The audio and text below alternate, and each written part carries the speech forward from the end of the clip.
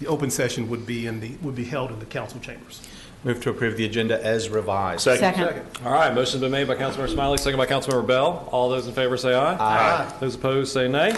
Motion passes 6-0. Thank you very much. We'll move on to special recognitions. Great.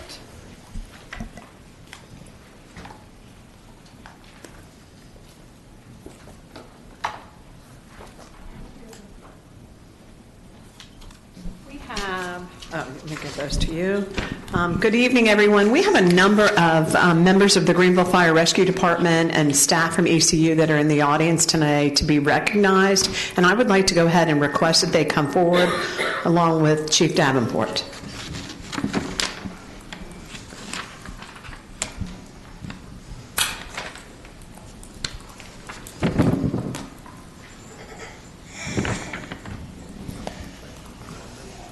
You all are the guest of honors.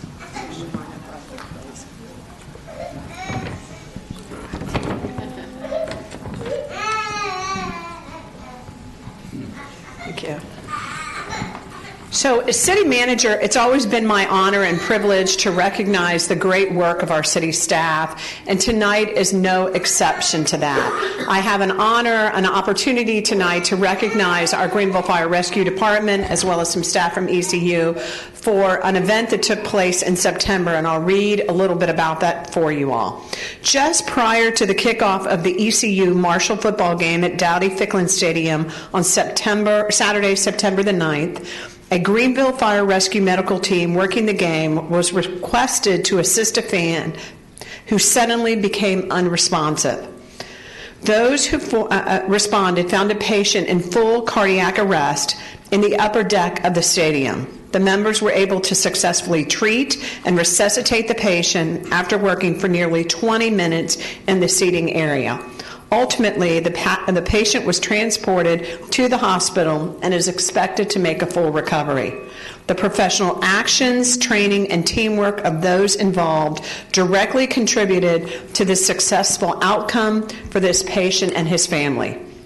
The staff involved, we have certificates for the staff. I'd just like to read their name and then we'll pass out their certificates. Were T. David Brown, Brandon Locklear, Dylan Witten, Tyler Williams, James Smith, Tanner Rouse, DeMonte Jackson, Ty Hardy, Austin Pittman, Jake Gay, and Chandler Stewart. There were several members along with the ECU Division of EMS who assisted, including Dr. Andrew Boland, Emily Tate, and Alex Fisher. And so now we have certificates for those that are here. The first one is for T. David Brown. Chief Brown.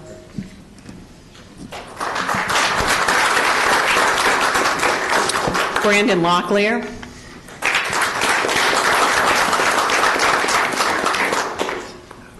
Dylan Witten.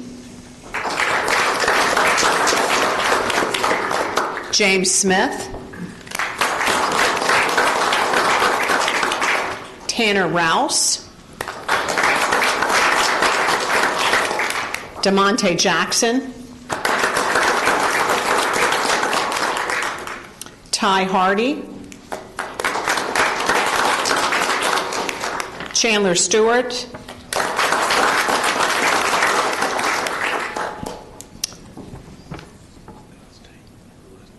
Oh, Tate. And we also have Emily Tate. Just off the script, I'll just say every day the members of the Greenville Fire Rescue Department provide exemplary service to this community every single day. This is one moment in time, but what's most important is this gentleman and this family member have the opportunity to have another Thanksgiving and another Christmas and enjoy holidays and family time because of the work of these individuals. And so please let us join me in thanking them one more time with a round of applause.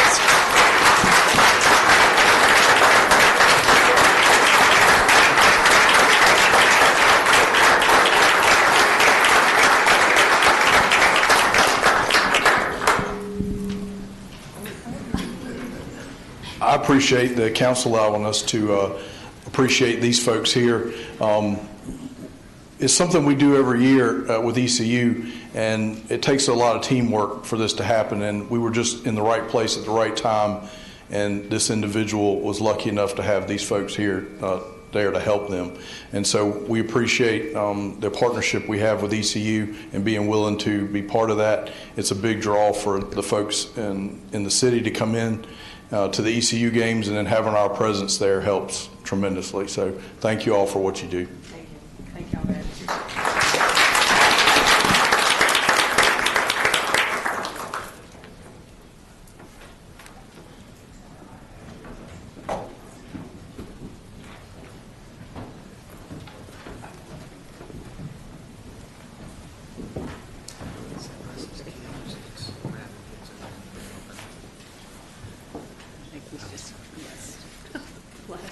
Grabbing at random. All right. Give them a second to leave.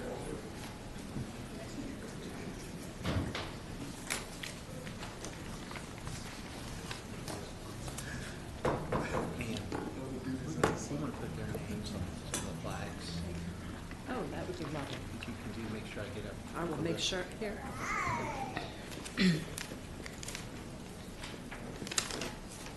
Oh, perfect. I'll let you know when they get put up. Okay, that'd be lovely. All right. Next on the agenda is the public comment period. The public comment period is a period reserved for comments by the public. Items that were or are scheduled to be a subject of a public hearing conducted this meeting or another meeting during the same week shall not be discussed. A total of 30 minutes is allocated, with each individual being allowed no more than 3 minutes. Individuals who registered with the city clerk to speak will speak in the order registered until the allotted 30 minutes expires. If time remains after all persons who have registered have spoken, individuals who do not register will have an opportunity to speak until the allotted 30 minutes expires. Madam Clerk, our first speaker. Mayor Conley, we do not have any registered speakers. All right. Anyone that would like to speak during the public comment period, please come forward, state your name for the record. You have 3 minutes. Come on. We actually didn't go anything else. But we're talking about the balloon releases again. My question last time, and no one really answered it, was what makes it legal? We put the balloons out there last time just so everyone could see, what balloons laying on the ground, wherever they may fall, what it looks like. But no one ever answered, is it the helium that makes it legal? Because if I have water balloons like we had last time, that was a big issue, and everyone, that's littering. Well, helium balloons go up, but they come down somewhere else, so it's still littering. I'm somebody who appreciates, I appreciate hearing somebody else's opinion. I think everyone's voices should be heard. But when we were here last time, I appreciate both of you ladies representing your constituents. But what I don't see is any of your constituents here to say that they want to, have balloon releases. And I don't know your personal opinions on it. And like I said, I appreciate you representing your, your constituents. But it's got to be hard for you to sit up here and say, the people that I represent want to allow littering in small amounts, So like I say, I definitely appreciate hearing all sides of something, but I just don't see how anyone can say littering in small amounts is a good thing. It's 10 balloons, or, if I am riding down the road, if I throw a Pepsi can out, the police officer behind me, there's no question about what I'm doing. I know Major Conley, or Mayor Conley said, it would be hard to enforce. We don't find it hard to enforce in other areas. Littering is littering. So I just, I don't see how it would be that hard to enforce. So, obviously we're not going to arrest a 3-year-old. We're not going to give a 3-year-old a ticket if they let one go. But, if you're having mass releases, I don't see how that's very hard to enforce. But anyway, thank you guys. And your name? Can you state your name for the record? Just so the Samantha clerk. Crow. Samantha Crow. Samantha Crow, thank you. Thank you, Ms. Crow. Anyone else that would like to speak during the public comment period, please come forward, state your name for the record. You have 3 minutes. Hi, my name is Suzanne Sawyer. I did sign up, but I guess I didn't make it to the front. I've been a Greenville resident for 13 years, here to speak about the balloon release. I was here last month and heard other people speak on the same behalf. When we talked about states, it was kind of presented as if, well, there's only a handful of states that have looked at this ban or consider this ban. Well, that's how ordinances go, and then they become laws, and then it kind of spreads. It doesn't all start with like a state law. If we want to talk about counties that have banned mass balloon releases, I got a whole list I'm happy to share with you guys. It's not a handful. It's counties up and down the coast, West Coast, East Coast. And not saying that we can release 1 balloon or 2 balloons or 4 balloons, because 1 balloon's the same as 1 Pepsi can, you know? I mean, it's ludicrous to think 1 isn't litter, but 50 is. I just don't understand that. Knowing the impact it has on the environment, knowing the impact it does to marine life, agricultural life, knowing the cost of what helium is, it was, I believe, $195 pre-pandemic for a tank of helium. I think it's $350 now. So we see these impacts across the board, but we continue to make a choice to go against that. And it's, again, ludicrous to have legislation come in and take a step forward, but when we know better and we're not doing better, somebody has to help protect the environment. Somebody has to, I mean, my 3-year-old goddaughter knows not to litter. She knows if she releases a balloon, it's going to go somewhere and then it's going to fall down. It's going to be trash. Why does she know that? Because she sees it on the ground. So she knows that. She knows better and she does better. If my 3-year-old goddaughter can do that, I think we can do that. And it's just, it's sad that we have to get legislative involved, but I don't know what point we say enough's enough. Thank you. Thank you, Ms. Warren. Anyone else who'd like to speak during the public comment period, please come forward, state your name for the record. You have 3 minutes.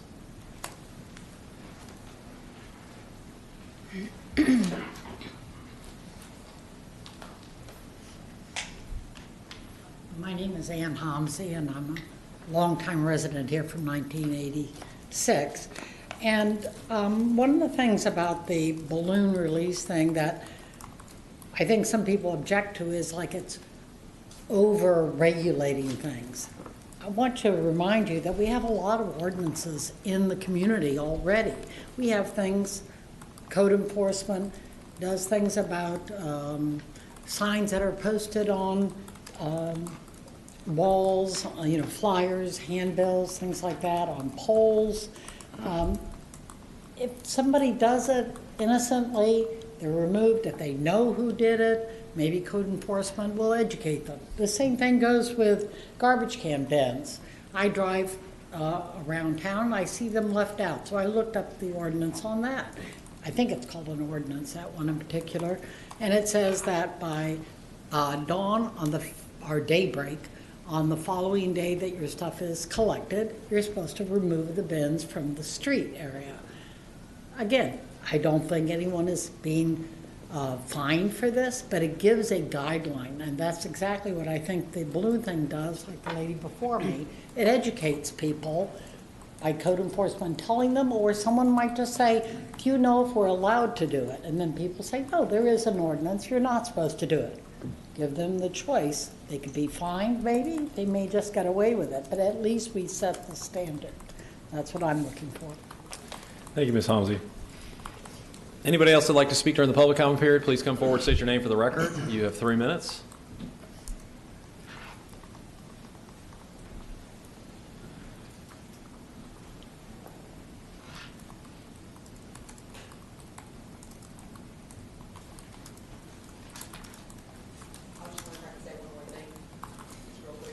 Unfortunately, since you spoke already.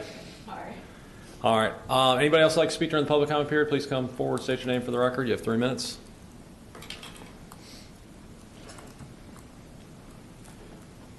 Seeing none, close the public comment period. We'll move on to the consent agenda. Madam Manager. Thank you, Mayor. The consent agenda includes the following items: an ordinance and reimbursement resolution for an amendment to the Greenville Utilities Commission capital project budget for the Bethel wastewater system improvements. Item 3 is a resolution authorizing the grant of a sanitary sewer easement and a water line easement to the Pitt-Greenville Airport Authority across tax parcel 29143. Item 4 is a license agreement with Sound Rivers for placement of a trash trap in Greens Mill Run at Green Spring Park. Item 5 is a resolution approving an encroachment agreement with the North Carolina Department of Transportation for the placement of a public art sculpture at Dickinson Avenue and Columbia Avenue. Item 6 is the disposal of the City of Greenville's Welcome to Greenville sign to the North Carolina Department of Transportation. Item 7 is the proposed 2024 schedule of City Council meetings. Item 8 is the proposed budget schedule for fiscal year 24-25. And item 9 are various tax refunds greater than $100. Councilmember Blackburn? I'd like to pull item number 5 from the consent agenda. Okay. All right. Any other items? Move to approve the remaining items. Second. All right. Motion's been made by Councilmember Smiley, second by Councilmember Blackburn. All those in favor say aye. Aye. Those opposed say nay. Motion passes 6-0. Move on to item number 5, Madam Manager. Thank you. Item 5 is a resolution approving an encroachment agreement with the North Carolina Department of Transportation for the placement of a public art sculpture at Dickinson Avenue and Columbia Avenue. Kevin Mulligan, Public Works Director, is available for questions. Good evening. Thanks so much, Mr. Mulligan. Do you by any chance have a picture of the sculpture? I do have a pic. It was contained in the item agenda item. I don't have it here. Yes. Can we see that? The reason I wanted, and thank you so much, the reason I wanted to bring this item out off the consent agenda is because this is such an important piece of public art, and it's a very important location. It's the location of the former Paddock Club, and it was a place that was near and dear to so many in our LGBTQ community in Greenville. And I think that the community has looked forward to this. Oh, good, thank you. We can see what the artwork is going to be. And this is a location right near the Pitt Street connector where the club once sat, and of course it was formerly, it had several names, but it's probably, but it's been a beloved location for people in our community, and I think people are going to be really happy to see this sculpture go up. So that's why I wanted to take it off the consent agenda, just to allow the public the opportunity to celebrate the installation of this public art and to celebrate the commemoration of this place that meant so much to so many that unfortunately had to be demolished to make way for our connector. We did bring it up on the screen. I don't know if you can see it there. But yeah, so this is an encroachment agreement, and once, should council approve it, we'll bring it to DOT, and once it gets approved by them, we'll work with Emerge to, they will begin the process. It has been a little bit delayed because of the Dickinson Avenue construction, but they'll begin the process of getting the concrete base installed, and the Paddock art sculpture should shortly follow thereafter. Thank you very much. And with that, I would make a motion to approve. All right, motion been made by Councilmember Blackburn, second by Councilmember Daniels. All those in favor say aye. Aye. Those opposed say nay.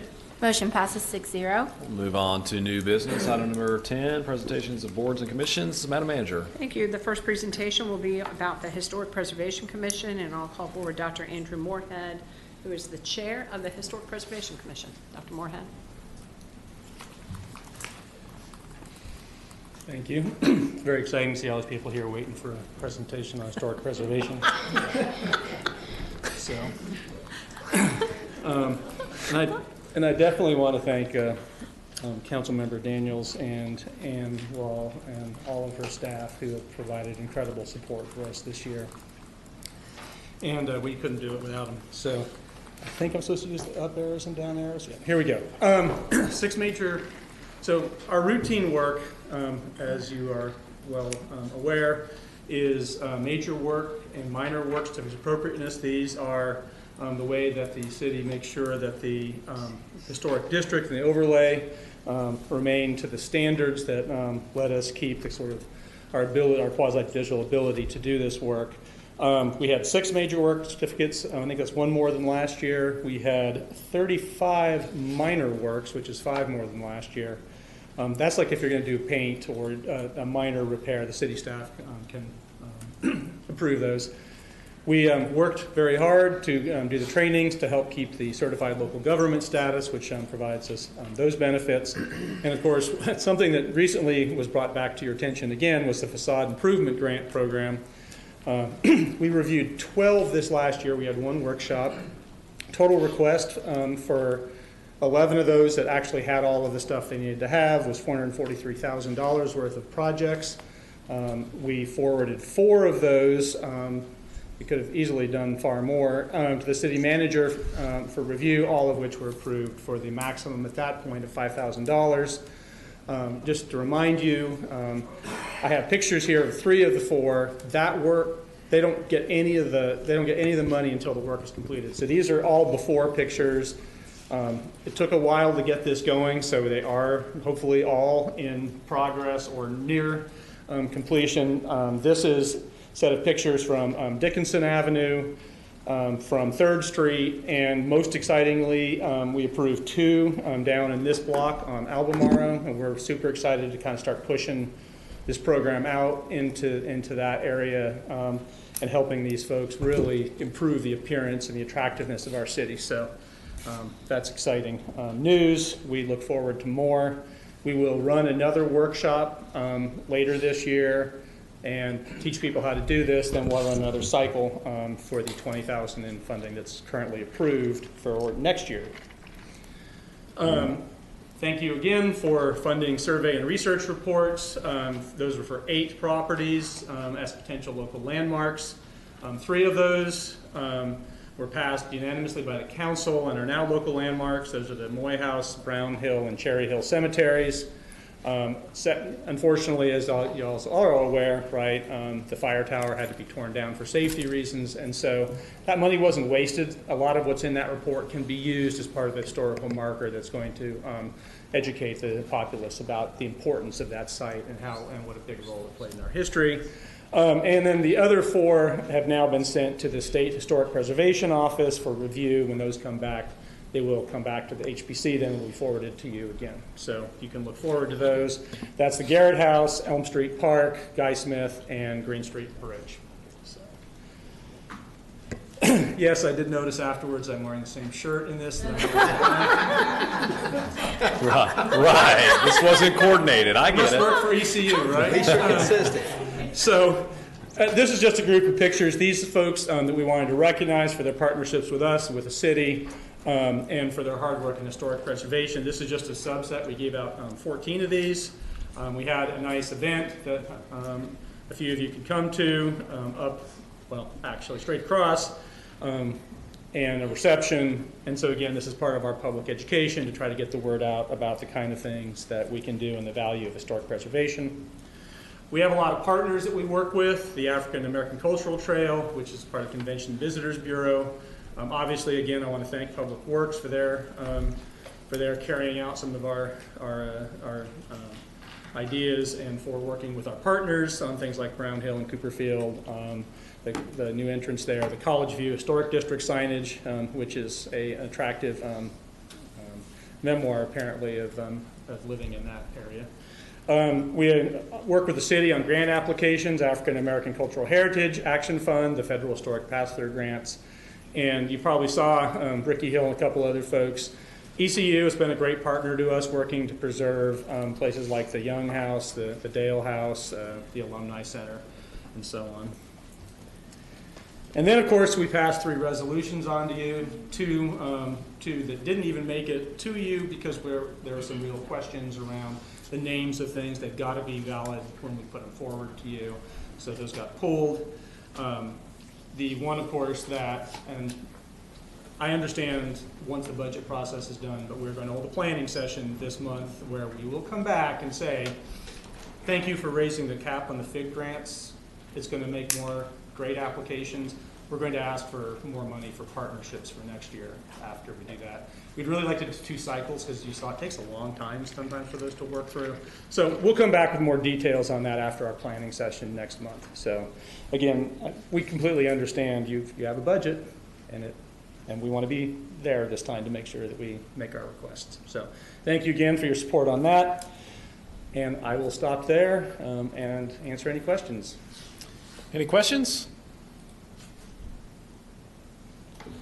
I just want to take the opportunity to thank you guys for all that you do. It's greatly appreciated. It's been a fun and challenging year, not as bad as it was during COVID, but thank you for your support. Thanks to all of you. So anyway, we all have a good rest of the evening. Thank you. Thank you for all your We work. appreciate it. Thank you for your hard work. All right, our next presentation. Next will be a presentation from the Human Relations Commission, and Logan Harrison will provide comments to the council. Good evening. Good evening. Hi, I'm Logan Harrison, a member of the Human Relations Council. I have thoroughly enjoyed working with the Human Relations Council for the past 3.5 years now. Thank you for allowing me the opportunity to present the Council's annual report. The Council's vision is working to create an inclusive community where trust, acceptance, fairness, and equity are community standards. The role of the Council, which has become even stronger in its resolve to bring awareness to human relations issues, as established by Ordinance number 382, was created to develop and strengthen ties among organizations working in human rights, study any conditions that present prejudice or discrimination against protected classes, work to prevent discrimination by developing educational materials and programs to promote equal rights, understanding, inclusiveness, and acceptance, continue to partner and consult with state, federal, and other governmental authorities on any matters, disputes, and controversies within the city's jurisdiction regarding fair housing complaints, specifically tenant-landlord complaints, make recommendations to City Council on procedures, programs, and policies that promote diversity, acceptance, equal rights, understanding, and inclusion, and provide information and referral resources on human rights issues to members of the community, and also to foster open communications about human rights issues in Greenville. The Council is responsible for several projects, events, and activities aligned with its mission. To accomplish our work, the Council depends on 3 separate working groups. The first group is the Internal Work Group, a group primarily comprised of Human Relations Council members and city staff which collaborate on coordinating events, projects, and activities. The External Work Group, a group comprised of both council members and community members who share information and collaborate on projects related to shared goals and objectives. And thirdly, we have a coordinator. The Human Relations Council staff liaison oversees and coordinates activities and all events. The staff liaison works with the council and members of the community to accomplish council goals. In keeping with our mission, the council is involved with the community by attending and hosting community events. The council continues to raise awareness of the importance of creating a more diverse, equitable, and inclusive environment by blending the city's diverse communities together via dialogues, seminars, and other activities. Initiatives that occurred in 2023 are the 50th anniversary of the Greenville Human Relations Council. The 50th anniversary of the council was February 25th, 2023. The event was a success. The keynote, Mr. Toussaint Romain, Chief Executive Officer for Charlotte Center for Legal Advocacy, was very engaging and did an excellent job. Also, Mr. Procopio Serrano's daughter and other performers who provided entertainment for the event did an excellent job. The council acknowledges the Honorable Monica Daniels for participating and helping us during the event. Observance of Fair Housing Month. April 2023 marked the 55th anniversary of the Federal Fair Housing Act of 1968 and the 36th anniversary of the State Fair Housing Act. 3 fair housing and tenant-landlord seminars were conducted by staff. In addition, fair housing seminars are presented by staff every month. For the first time, Home Buyers Workshop that is sponsored by the Greenville Housing Authority, the City of Greenville, and partners of the Greenville Housing Authority. The Council's Inclusive Community Breakfast, of which I am chair of the event. The city's 16th annual Inclusive Community Breakfast was held on Thursday, September 28th. The theme, Diversity, Equity, and Inclusion in the Arts, is a unique way to bring communities together. Art provides an opportunity for us to share stories, bring awareness, and celebrate all cultures. Panel members were Ms. Regina Garcia, Mr. Russell Knight, Mr. Randall Leach, and Ms. Paula Jordan Mayo. We acknowledge and thank each of you for your participation and attendance. The Honorable Mayor P.J. Connolly provided the welcoming and opening remarks. The Honorable Mayor Pro Tem Glover provided the closing remarks. Also attending, the Honorable Monica Daniels, City Manager Ann Wall, Deputy City Manager Michael Cowan, Assistant City Manager Ken Graves, and all other elected and city officials. The Multicultural Art Festival. At their June 22, 2023 meeting, the Council unanimously approved to assist the Emerge Art Gallery with the city's first multicultural art festival. Staff serves on the planning committee, and we are hopeful that this event will occur in 2024. For our staff report, staff has responded to 134 calls from January to October 3, 2023. Calls from landlords often involve the tenant not paying rent, late fees, and evictions. Calls from tenants include landlord not making repairs, security deposits, working appliances, evictions, and problems with neighbors not getting along. In conclusion, we strive to be ever present and always cognizant, understanding the issues of the day, but also the successes of our moment. The Human Relations Council appreciates the continued support of City Council and awaits future deliberations and implementations for the betterment of all Greenville, North Carolina residents. We strive for each person in Greenville to find themselves in good company. And with that, I will take any questions. That was excellent, Mr. Thank you. That's right. That was good. Any questions? Yep, thank you very much. Thank you for your support. Yeah, we appreciate it. so much. Tremendous work. Thank you to Ms. Cassandra Daniels, too, for your hard work. Many years, right? We're not going to name how many years, but many years of good hard work. So thank you. Mayor, our final presentation will be from Michael Brody with the Youth Council.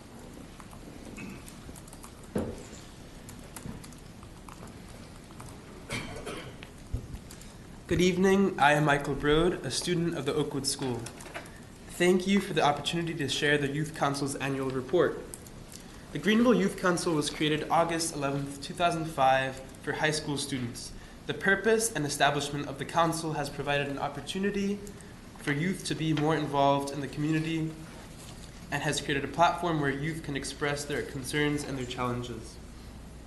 The mission is to encourage youth to get involved in the community and local government, and the vision is a community where every youth feels valued, empowered, and connected. The council has 5 active members and are expecting 4 new members to be appointed in November. Members of the council, the advisors, and the staff liaison continue to recruit for members. Staff liaison and the advisors of the youth council, HR council members, attend all meetings and assist with implementing events and activities of the council. The youth council meetings are held on the 4th Monday of the month at 6:30 p.m. On March 27th, the council sponsored the Saved by the Bell Community Dialogue. Focus areas were school violence and substance abuse. The target audience was 6th through 12th graders. Panel members were Mrs. Gail Batch-Shiver, licensed clinical addiction specialist and certified professional life coach, Chris Atkinson with the Greenville Police Department, Mrs. Karen Harrington, Director of Student Services with Pitt County Schools, and the Honorable Gloristine Brown and the House of Representatives. In addition, other city police officers also participated. For 2023, the council primary focus has been recruitment. The council will be working with staff of the Public Information Office to create a video as a method to recruit and attract more high school students. We will continue with word of mouth as well as reaching out to guidance counselors, clubs, and organizations of each school. Participate in the city's Adopt a Street program. Sponsor more youth-related community dialogues, thereby providing our youth a platform to voice their concerns on current events and matters of the heart. Additionally, the dialogues will offer opportunities for them to receive guidance from professionals, adults, and other youth participants. The State Youth Council, the GYC, desires to be chartered by the state. Chartering will provide opportunities for the council to attend leadership training, network with other youth, and learn about their local councils. The council's primary goal is to give the next generation of youth leaders a voice in Greenville and Pitt County by empowering members to advocate for causes relevant to youth and to collaborate and serve as one united voice. Thank you for your time and support. Thank you, Mr. Brode. Thank you. Appreciate it. Thank you for your taking the time to participate. It's very important for the youth to get involved in local government. I think this is a great opportunity. I'm glad that the city has a youth council to let others get involved. So thank you for taking the time. I know there's plenty of other things you probably rather do, but I mean, this is beneficial and it's helpful for our community and communities at large. So thank you. Just because you want to do other things. I'm sure they've got better things to do too. You're doing great. Don't listen. All right, we'll move on to item number 11. Thank you, Mayor. Item 11 is a resolution authorizing condemnation to acquire certain property for the Build Grant project. Assistant City Attorney Danae Alexander has the presentation. Ms. Alexander. Good evening, Mayor, Council. Thank you, Madam Manager. Good evening. As mentioned, I stand before you tonight to get authorization for additional acquisition of properties for our Build Grant. And we have been working diligently to acquire all of our property interests since August of 2022. As previously mentioned, Telex is helping us to manage the completion of this property acquisition. Outside counsel will handle anything that's authorized here tonight. And it is important to note that we have actually officially started construction. So time is of the essence for us to can go ahead and finish completing acquisition so that the contractor can move without any delay. And so with that being said, there are 3 parcels that I bring to you tonight. The first one, parcel 04592, and that's acquisition of both easement and right-of-way. Next parcel being 23699, That's simply right-of-way. And then 23671, that is also right-of-way. You'll notice that two are with the same property owner. The other thing I do want to note here is in your initial packets, there was an error in that we will be acquiring a greater amount of easement and right-of-way under that first parcel, which is 04592, and the resolution has been updated to reflect what the city would actually be taking, and that we're asking for you all to approve tonight. This is just a map of the 3 parcels that we will be taking right-of-way and or easements from. And then last but not least, like I said, I'm asking for you all to approve the resolutions for us to seek condemnation actions on the right-of-way and or easements of the 3 parcels identified. I will say we're hoping this is the last, but I can't guarantee that, so there might be an opportunity that we have to bring additional parcels back to you all for approval. And any approval here tonight will not stop us from continuing to negotiate with the property owners and get these resolved so we don't have to seek court action. And then the other point I want to make is that there will not be any property owners displaced as a result of what we're taking here tonight or seeking approval for you all for us to take tonight. So with that being said, I would ask for approval. Motion to approve. All right, motion's been made by Councilmember Blackburn, second by Mayor Pro Tem Glover. Any other discussion? All those in favor say aye. Aye. Those opposed say nay. Motion passes 6-0. Thank you. Those say nay. We'll move on to item number 12. Thank you, Mayor. Just a small correction on item 12. Item 12 is the consideration of a grant award for task order 4 for design and design only for phase 3 of the Public Works stormwater pipe improvements. Kevin Mulligan will have that presentation. Mr. Mulligan? Yes, thank you. Good evening, Mayor, Council. This is the first of 2 items related to the Public Works stormwater pipe project that we're replacing the pipe. The first item, item 12, is for the design of Phase 3, and the next item, item 13, before the construction contract for Phase 1 as well as construction administration. All right, so item 12, again, is for the award of the next phase of design, that's Phase 3, which is outlined in this green box here. This notably will be paid from the Stormwater Fund. Phases 1 and 2, design and construction, are funded from ARPA funds. Due to the anticipated review and permit approval, acquisition of easements, just the timing of all that, this was not part of the ARPA process. And here we have a look at the existing 84-inch outfall as well as the eroded outfall ditch. This is on the east side of Beatty Street, or across from the front entrance of Public Works across the railroad tracks. All right. So Phase 3 design, really the 3 main components to this: the rehab of the stormwater lines that convey water underneath the railroad lines, stream bank stabilization, as well as the culvert underneath Pitt Street. Permits required from railroad and easements from property owners will also be part of this, obviously coordination with CSX. All right, that's the main. We do expect that the design of this will take 9 to 12 months for design and acquiring all necessary permits and easements. Cost for Phase 3 design is almost $285,000, $284,594. And again, the design will be paid for by the Stormwater Utility Fund. Is recommendation of staff that City Council approve the contract for Phase 3 design services at WK Dickinson for $285,000. All right. Any questions?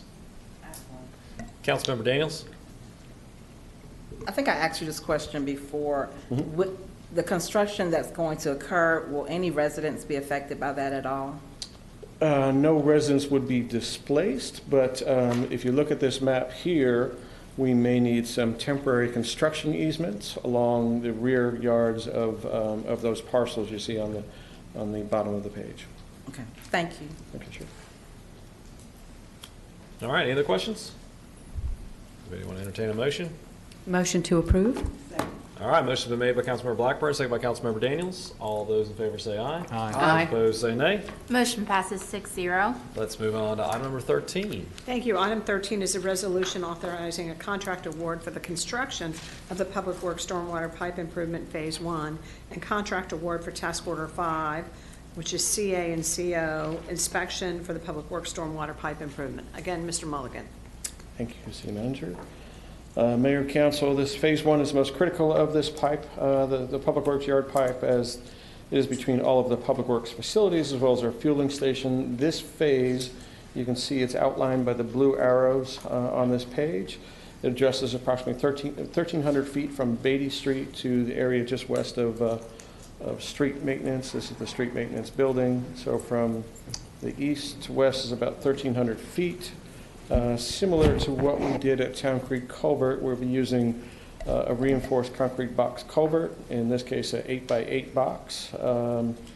So a 64 square foot reinforced concrete box. All right. Just a little history. This in 2019, during our routine inspection, pipe is in satisfactory condition at fleet maintenance. 2022, pipe had some rusted perforations in the floor, and in March of 23, just 7-8 months later, the pipe floor is deteriorated. Not a typical advancement as of deterioration, but so due to the rapid deterioration, we accelerated the design, and design began December of 22, with plans completed in July of 23. Formal construction bids were opened on August 23 of this year. 3 bids were received, with the lowest bid submitted by Quest Group. Based on the bid analysis and background checks, Quest Group is the responsive lowest bidder with a bid of $6.345 million, or $6,345,123. The anticipated start of Phase 1 construction, we would, if council were to approve this contract, we would schedule a kickoff meeting relatively shortly, sign the contract, receive shop drawings, review those, approve those. We anticipate boots on the ground probably January 24, and anticipated completion approximately March of 25. Construction administration inspection. The CA, Construction Administration CO, the inspection for the project will consist of materials testing, shop drawing review, RFIs, special bulletin drawings. We expect, again, construction activity expect to begin in January. The daily on-site inspections will begin then, special provisions, review, approval. These are the activities of the CACO project. We expect that project to take approximately 21 months in conjunction with the construction. They'll be on the project a little longer, closing out the project, reviewing the as-built, getting any final claims processed. The cost for the CACO inspection will be approximately $1,026,000. Should the construction project be completed quicker than 14 months, we would see a commensurate savings in this contract price as well. Recommendation: staff recommends that the City Council approve the following contracts. Award the Phase 1 construction contract of the Public Works Stormwater Pipe to Quest Group for $6,345,123, and award the CACO contract to WK Dickinson for $1,026,000. Any questions? Councilmember Smiley? Seems like several of the projects that have cruised through here in the last couple years or so seem to be failures of these large circular metal pipes. Corrugated metal pipe? Yeah. And you're replacing them with, boxed concrete culverts. And is that something just history has shown us over, I'm sure when they put it in, they thought it was, Sure. So most of the corrugated metal pipe we're seeing was put in the ground in the 70s at the end of its useful life, typically 50 years. This particular pipe was in a soil environment that began to eat away at the corrugated metal pipes. That's why we're doing this one in a little bit of an accelerated fashion. We expect that the reinforced concrete box, as well as the coating that will be on that concrete box, will withstand the soil conditions in a much better fashion. It's just curious. It seems like that this seems to be the evolution that used to be. They put in those things, and now looking back, they're not. The metal pipe was, as far as the installation, was much more economic. Thanks. So.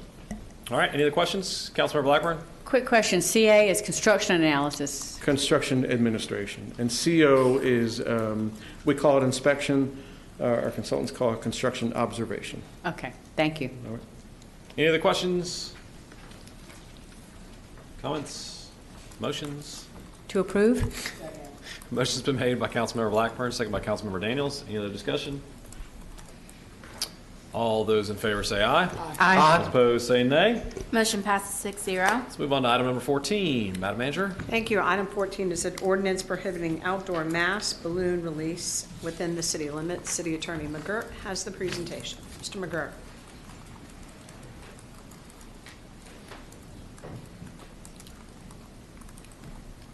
All rise. He looks like he should be a judge, doesn't he? Thank you, Madam Manager. Greetings again, Mayor and council members. This item is entitled Ordinance Prohibiting Outdoor Mass Balloon Releases Within City Limits. The council at its September 14th, 2023 meeting instructed the City Attorney's Office to draft a proposed ordinance banning the intentional mass release of balloons outdoors. And that's defined as 10 or more balloons. So a summary, this presentation covers the legal authority to enact a balloon ordinance release ban outdoors and the proposed draft ordinance as described in the agenda item. So the first issue is whether a city in North Carolina has enabling or a legislative authority to prohibit the intentional release of balloons outdoors within city limits for the purposes of abating nuisances. Now, there are only two cities in North Carolina that have done this, Wrightsville Beach and Surf City. But the city attorney's office is of the opinion that the answer is arguably yes. It appears that the city has enabling authority, police power, to adopt ordinances abating nuisances. And there's also a statute that allows the city to adopt ordinances dealing with the environment and water and land to prohibit emissions. So we think that, I'm of the view that there is a good argument, even though very few cities have done it, to enact such an ordinance. Now, the ordinance in your packet, it has two provisions where a violation is triggered. The first one is a mass balloon released by an individual, and the ordinance provides it's unlawful for a person within the city to intentionally release 10 or more balloons at any one time or in any other way at any other interval within a 24-hour period. And my colleague, Mr. Phillips, couldn't be here tonight. He's at a conference, but he pulled this legislation modeling Florida's state ban on outdoor releases of balloons. There's some exceptions. For instance, of course, you can release a balloon inside of a structure. The civil penalty is $100. The other violation is triggered when you have a mass balloon release at a gathering, and that's the unlawful. It's unlawful for a person within the city to intentionally release one or more balloons at any gathering. We have two or more persons, for instance, at the town common. If you had two or more persons at the town common and each of them released 5 balloons apiece, then that would be a violation where 10 or more balloons are released at any one time or in any way at any other interval within a 24-hour period. Again, civil penalty is $100.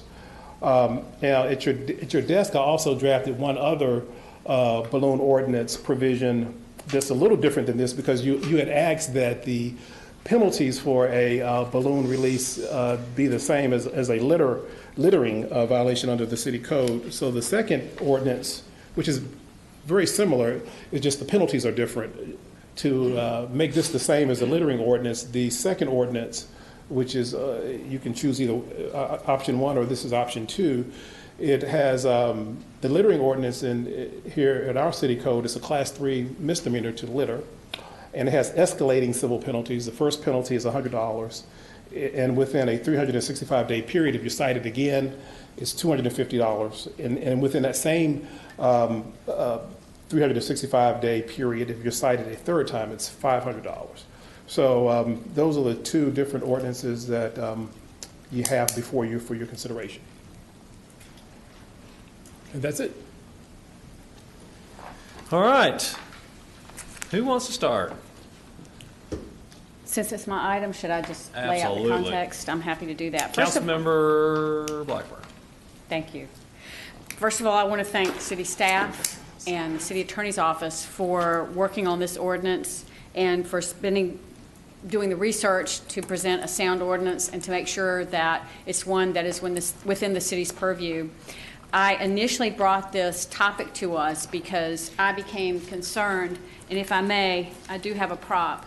I became concerned about this, which is, you find it in trees, you find it in waterways, you find it wrapped around animals' legs, it goes out to sea animals consume it, it gets in their bellies, and they die because they can't get food in there. And you can see this, to a sea turtle, if this is in the ocean, this is going to look a lot like a jellyfish. And that's just one aspect. These items, you can see these balloons, they biodegrade into nanoplastics. And nanoplastics get into our waterways, and then they get into our bodies. And nanoplastics have documented harmful effects. They're endocrine disruptors that lead to male sterility, for example. They create organ damage, disease, and they're very harmful to human beings.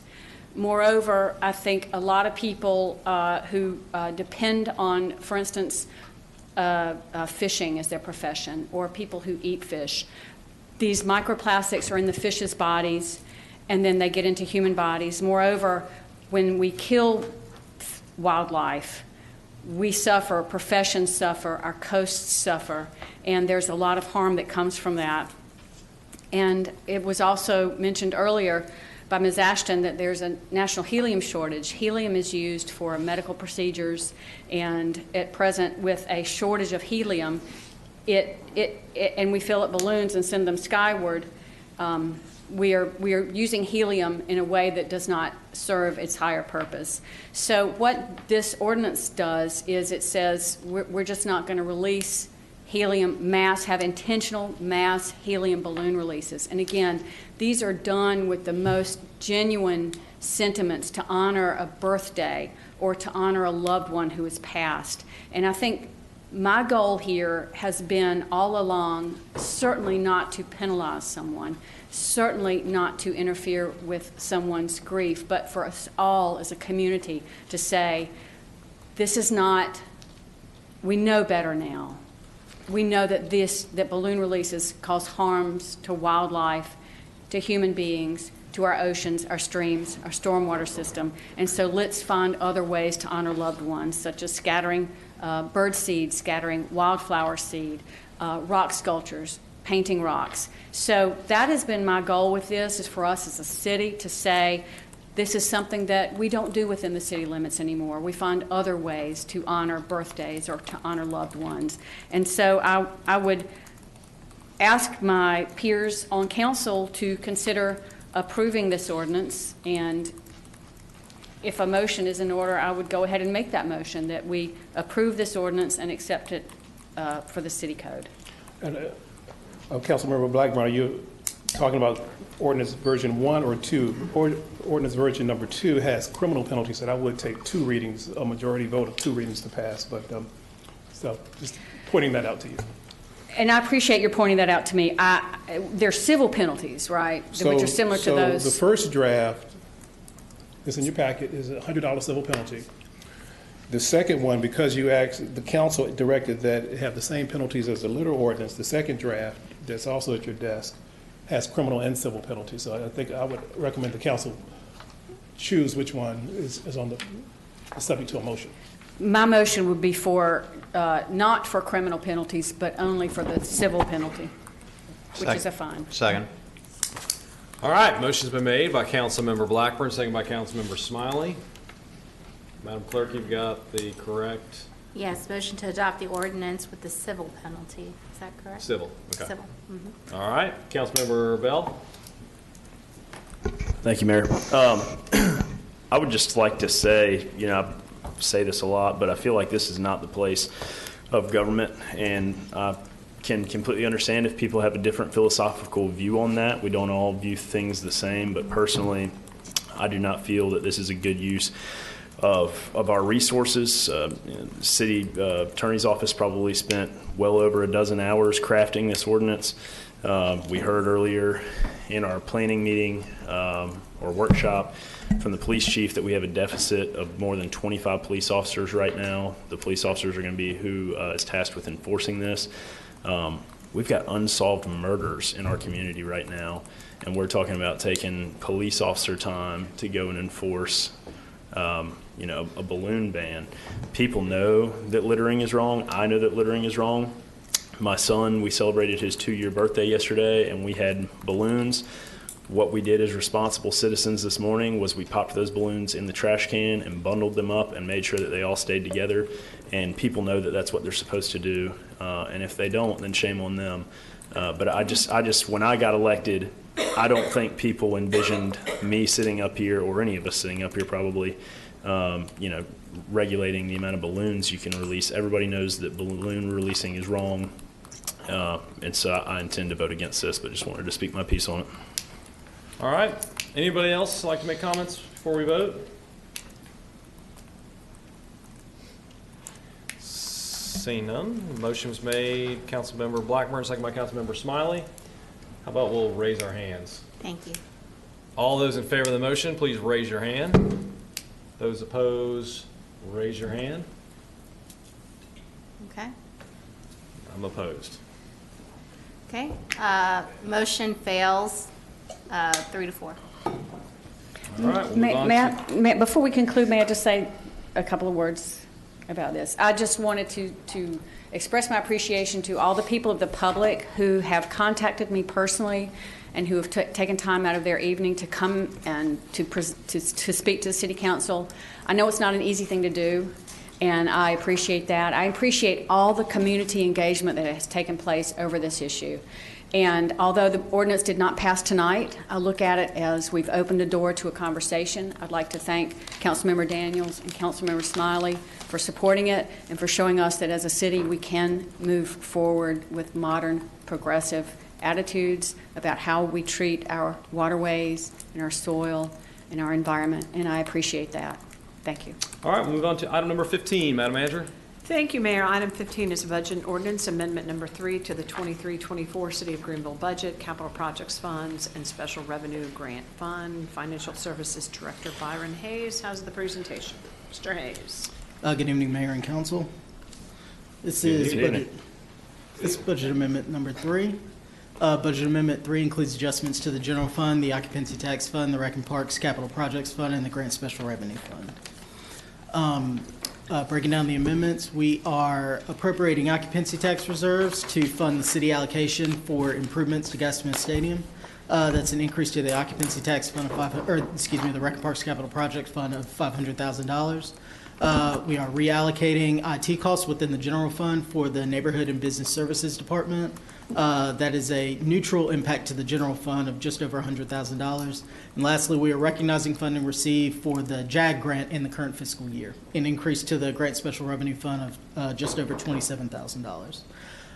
As a result, there is no change to the city's operating fund budget. The total operating fund budget still stands at $173.9 million. And staff recommends approval of the City of Greenville Operating Fund Ordinance, the Capital Projects Fund Ordinance, and the Special Revenue Fund Ordinance. Any questions? Any questions? Move to approve. Second. All right, motion been made by Councilmember Smiley, second by Councilmember Blackburn. All those in favor say aye. Aye. Those opposed say nay. Motion passes 6-0. Let us move on to the review of the October 19th, 2023 City Council agenda, abbreviated. Thank you, Mayor. On the screen Wait, in one front more time for old time's sake. on the screen in front of the council, you'll see where we will roll the agenda for the October 19th meeting. I would request that the council, I received word this evening that the applicant for item number 9, which is Run Sports Motorworks, has requested that that item be continued until the November 9th council meeting. So I would ask that the council consider continuing that item number 9, Ren Sports, to the November 9th council meeting. Otherwise, here's the agenda for the October 19th meeting. Is it too early to cancel the meeting? No, if the council would so like, I usually do that on the Thursday meeting, but if the council would Okay, like, we'll wait. you may it'll be- also cancel the October 23rd council No, we'll meeting. put it off. It'll be a little bit of fun we save Okay, ourselves yeah. for next time. Move to remove item number 9. Second. And move it to the item to the meeting the manager mentioned, and to approve the. That was impressive that Councilmember Robinson seconded the motion before it was made. I just read his mind. Motion's been made by Councilmember Smiley, seconded by Councilmember Robinson. All those in favor say aye. Aye. Those opposed say nay. Motion passes 6-0. Great minds think alike. Yeah, that's right. That's right. All right, we'll Less move on is more. to the most anticipated one of the night, the city manager's report. Mayor and council, I would just like to again congratulate our city, our Greenville Fire Rescue employees, first for their great work that they do every single day, but most importantly for the work they did on September 9th. It is really the mark of an excellent staff and with a really wonderful outcome, and I'd just like to congratulate them. Other than that, I have no report, Mayor. All right, we'll move on to comments from the mayor and the city council. Let's start with Councilman Robinson. I'd like to reiterate what City Manager Amwell said. We should have as a priority, and I've said this, my language is being used this way. Let me talk more to the microphone so I can get a better job done. That the words I use are Tier 1 fire and rescue, and Tier 1 police, and Tier 1 our fire rescue and police. And I think tonight really puts a big focus on why we need Tier 1 people like that. Thank goodness we had those kind of people that night, and I'm sure that man is thinking every day that we had the kind of people to respond to save his life. And so it's so important for our city to really invest in our firefighters, our EMT responders. And now, by the way, just in case those watching at home might not know it, if they come out now, they come out with a paramedic, which is top-level care you get instead of the EMT 1 or 2. Not to say they're not good, the EMT 1 or 2s, but that gives a level of care you haven't seen before in the city. And so we need that also in the police department, and this is something that greatly concerns me. If you go to your social devices or whatever it is you go to, and you see what's going on in our city, I think tonight, as Councilmember Bell said, earlier tonight, we were told we're over 25 officers down. That is a problem that we cannot continue to let happen. We need to address it and address it promptly. And again, we need Tier 1. We need the best of the best, because when they come to you and you're on that stadium stairs and your heart has stopped beating, you don't want second best, you don't want third best or fourth best, you want the best. And that is no different when the firefighters go to your home or your business if it's on fire, or if your law enforcement is out there trying to protect you. You don't want second and third best, you want the best. And what it really says, and I'm really preaching what I've been preaching for a while since I came on this council, we have got to look at our wages for these officers and these firefighters and EMTs, and we've got to do better to attract, because nationally, the media is all over our police officers, and it's no longer a popular job to have. So you've got to add more money to get these officers to come in here, and we need to address this issue promptly, because as I look around the city I grew up in from the date I was born till I come back now, I'm seeing more shootings, I'm seeing more concerns. And I think anybody in this room or watching at home, if you drive on our cities and streets, they are like a Daytona 500 roadway. And our chief is doing an unbelievable job with the limited resources that he has. But when he has only 2 to put on a unit, he should have 16. He can't do the job effectively, and we're taxing our resources, we're taxing our officers. So we've got to do a better job, and we've got to do it now. So having said that, I want to appreciate everybody's job they're doing, and I hope I implore my city council members and hope that the new members that come up, I guess I won't get unelected, hopefully, by right hands, but I look forward to really working hard to try and get the pay scale up so we can have this gap that we have had for a while now, over a year, filled in, because it's a great concern to me as a resident of the city. Mayor, thank you for the opportunity to make those comments. Thank you very much. Councilmember Bell. Thank you, Mayor. Turn this on. I'd like to remind everybody that voter registration ends the 13th, this Friday. So if you have not gotten registered to vote, please do so. Early voting starts on the 19th, so hopefully everybody gets out there and makes their voice heard. Elections are important. They have consequences, so please make sure that you get out and vote. I celebrated my 5-year anniversary with my wife last week, so just want to give her a shout out for all that she does. She's probably at home right now with a screaming 2-year-old, trying to feed him and get him showered up and holding down the house while I'm here, working for the citizens. So happy anniversary to her. And then our son's birthday is next week, so happy 2-year birthday to him. That's all I got. I bet she's staring at the TV. I'm sure she's intently staring at the TV right now, watching every word you say. Councilmember Smiley. I have no comments. Councilmember Blackburn.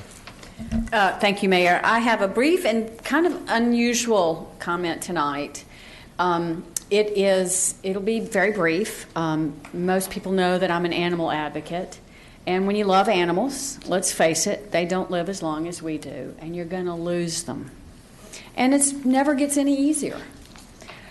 I had a scruffy little cat that came from my grandmother's farm. And when my grandmother got sick and later died, I grabbed this little cat, brought her home with me. She was a mess. Matty, fur, eye infections, you name it. Brought her into my house, and well, you know what happened then.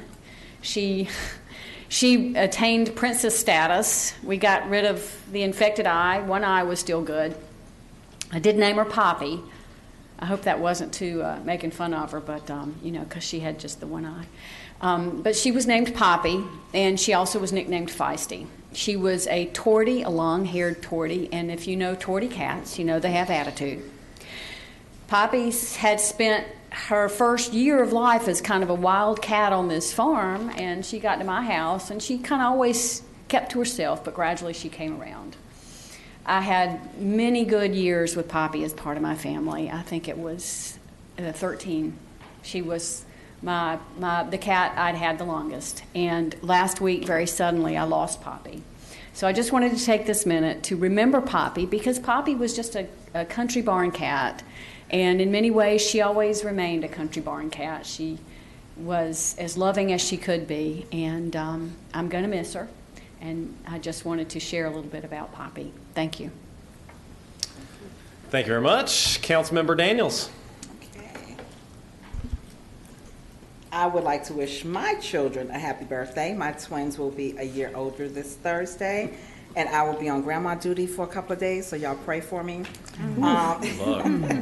Yeah. I'd like to thank everyone that came out for National Night Out. I'd like to thank our police department. I had an absolute ball. It was really nice to see all of our communities coming out together, having a good time. It was just wonderful, and I look forward to next year. I'd also like to thank our Recreation and Parks Department for lighting our bridge purple in honor of Domestic Violence Awareness Month. It has really touched a lot of hearts. Thank those who took the time to come out to the luncheon and support those women and men who go through a point in their life where it's not so easy to get out. They will be having a candlelight vigil at the courthouse on October the 25th. Please come out and support everyone. Also, this is MWBE Week, Minority Women's Business Enterprise Week. Please come out and support those activities that they will have each and every day. You will learn so much about what this department does for our city and for our citizens. And last but not least, back in 2020, I had the pleasure of meeting Miss Virginia Jones. During the time that I met Miss Jones, they put a picture up at Epps Recreation Center in her honor. She was still alive at that time. On September 25th of 2023, Miss Jones passed away at the age of 91. The mayor created proclamation for her on that day that we honored her at the Epps Gym, and I'd like to read a part of that to you tonight. With over 40 years of dedicated service to Pitt County schools, Miss Virginia Jones was a retired educator that exemplified her love for the city of Greenville. A Greenville native, Miss Jones graduated top of her class from CM Epps and went on to further her education at North Carolina A&T State University, graduating magna cum laude with a double major in English and French. Ms. Jones' thirst for knowledge then led her to East Carolina University, where she earned her master's. Ms. Virginia Jones continued to attend some of the best schools in the country, including Yale University. Joining Pitt County Schools as a teacher at the South Aiken Elementary in the 1950s, Ms. Jones amassed a career of enriching the lives of the youth here in Pitt County. Ms. Jones has taught at C.M. Epps High School, J.H. Rose High School, and worked with 9 different principals and various superintendents and educated over 6,000 students. Those were grades 8 through 12. Through her love and dedication to educators, Ms. Jones mentored countless students, teachers, and nurtured that love as an instructor at Kittrell Junior College in Kittrell, North Carolina. A teacher's teacher, Ms. Jones embodies the heart of an educator, inspiration, and achievement. And we give our condolences to the family of Ms. Jones, and thank you for sharing her with us. Thank you, Mayor. All right, thank you very much, Councilwoman Daniels. Mayor Pro Tem Glover? Yes, Mayor. I would like to read a statement in regards to my being arrested and charged. I, like many others, suffer misfortunes of being wrongly accused of false accusations. Luckily, as a citizen of this nation, I am afforded inalienable rights, amongst them the presumption of innocence. It is my intent to exercise my right and to prove my innocence to the fullest extent. I am most appreciative of the support of so many constituents, friends, family, and supporters who will stand beside me in this journey. God bless you all.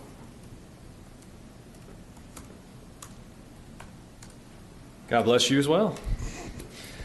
Let me see here. First, I want to say happy birthday to some of my constituents that have family members, sons, daughters that are having birthdays. I hope they have a great day and good celebration. I also want to say thank you to our staff. We can never thank them enough for all the hard work that they do and how hard they work on a regular basis for the citizens of Greenville and for us as a council. You guys put in a lot of work. We come up here for an hour and 18 minutes. By the time I get done talking, an hour and 20 minutes, and maybe beyond that. And you guys put in a ton of work before that, and sometimes I feel like we get all the accolades and all the attention when you guys deserve the attention for your hard work. So thank you guys for all that you do. I also want to say thank you to my council members as well.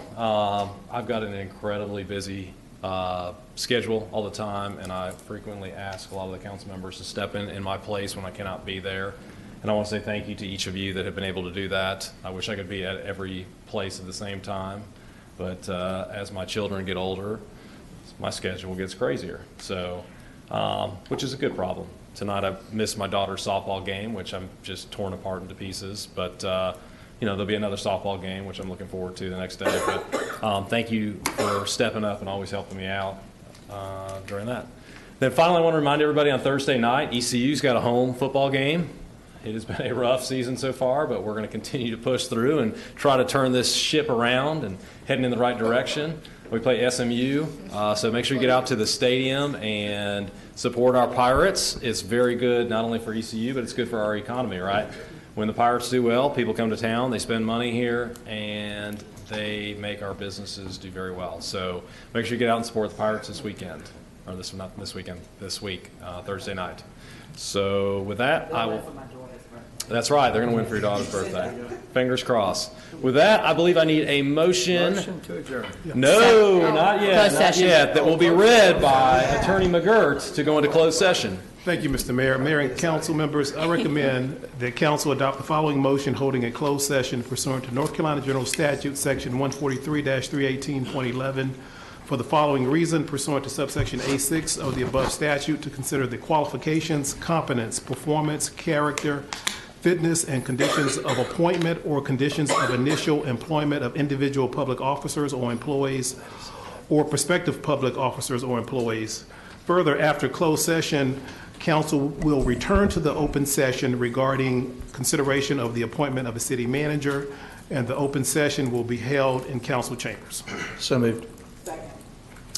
All right, motion been made by Councilmember Smiley, second by Councilmember Daniels. All those in favor say aye. Aye. Those opposed say nay. Motion passes 6-0. Closed session.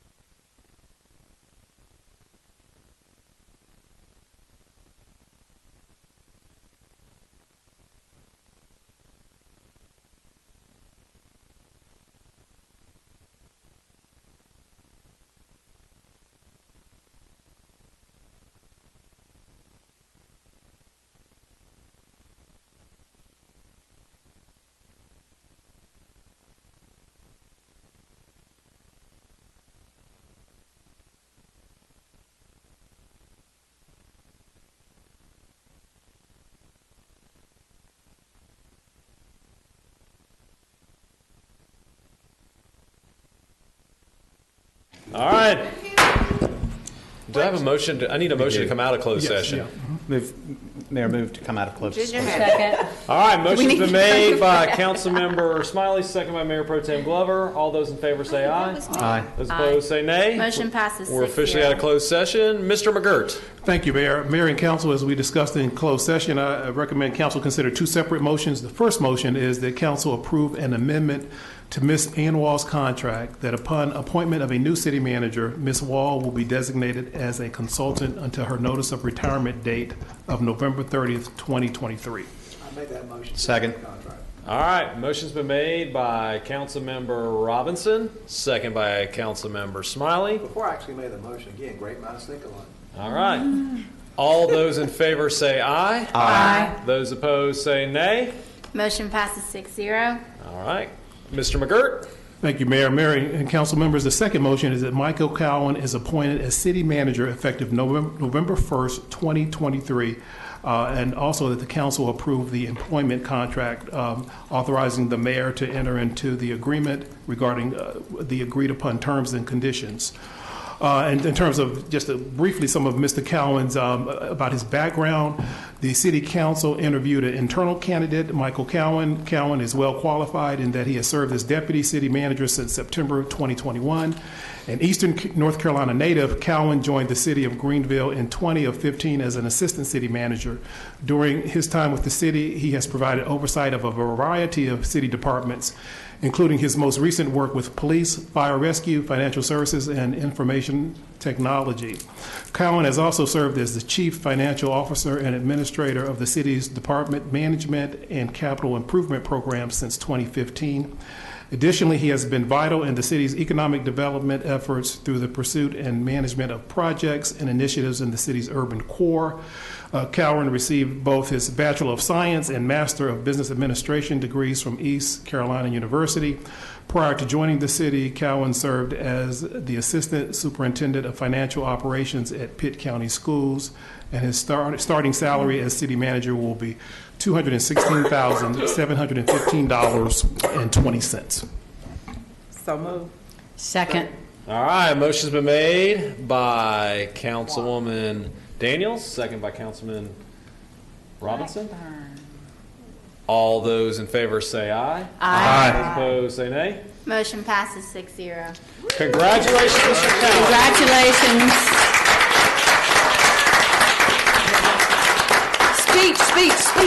Speech.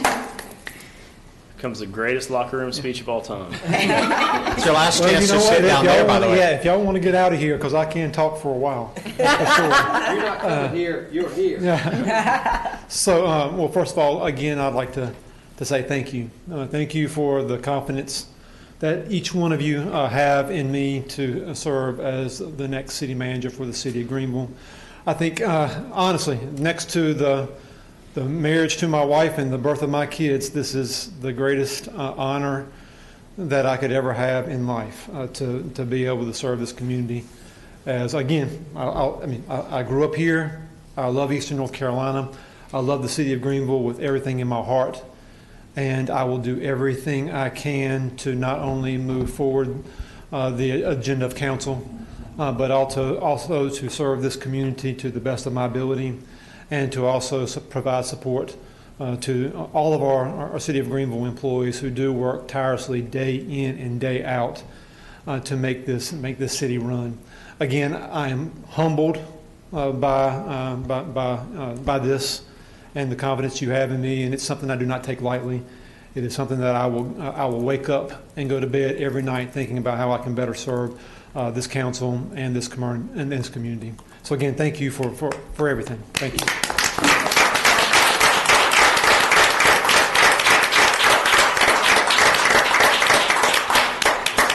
Hold on. I need a motion to adjourn. So moved. So moved. All right, motion been made by Councilmember Bell, second by Councilwoman Blackburn. All those in favor say aye. Those opposed say nay.